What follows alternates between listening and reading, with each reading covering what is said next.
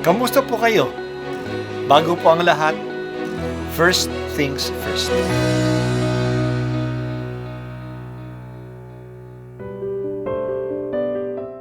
Ang pagbasa mula sa aklat ni Propeta Isaias, ito ang sinasabi ng Panginoon.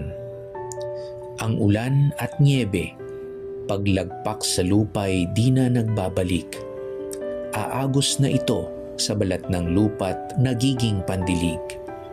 Kaya may pagkait-butil na panghasik, ganyan din ang aking mga salita. Magaganap nito ang lahat kong nasa.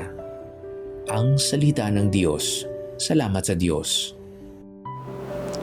Kapag panahon ng tagtuyo, tulad ng Marso at Abril, tuyong-tuyo ang lupa. Nagiging brown na ang mga damo. Parang nanghihina na ang mga halaman. At kung panahon pa ng El Nino, marami ang namamatay na mga halaman. Pero pagdating ng ulan sa Mayo, agad sumisibol ang tanim. Nagiging berde na ang mga damo. Kapag pumatak ang ulan, ito'y sumisip-sip sa lupa. Parang nawawala ang tubig sa ilalim ng lupa.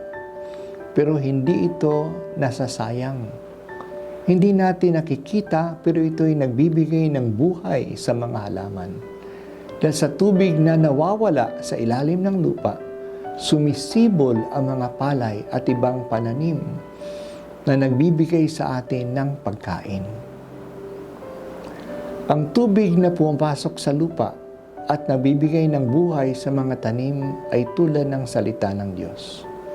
Kapag naririnig natin ang salita ng Diyos na pinapahayag, parang ito'y nawawala. Pero ito'y na-absorb natin. Pumapasok ito sa ating tenga at pumupunta sa ating isip at puso. Hindi natin namamalayan na may pagbabago itong ginagawa sa ating budhi. Nababago ito ng ating mga pag-iisip at nagbibigay sigla sa ating buhay. Minsan naman, kinokonsensya tayo nito at pinapalitaw ang ating kasalanan upang pagsisihan natin. Talagang mabisa ang salita ng Diyos. Mahalaga na i-expose natin ang ating sarili sa salita ng Diyos. Basahin natin ng madalas ang Biblia.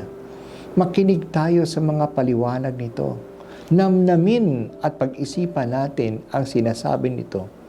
At hindi na natin namamalayan, binabago ang ating pagkatao ng salita ng Diyos.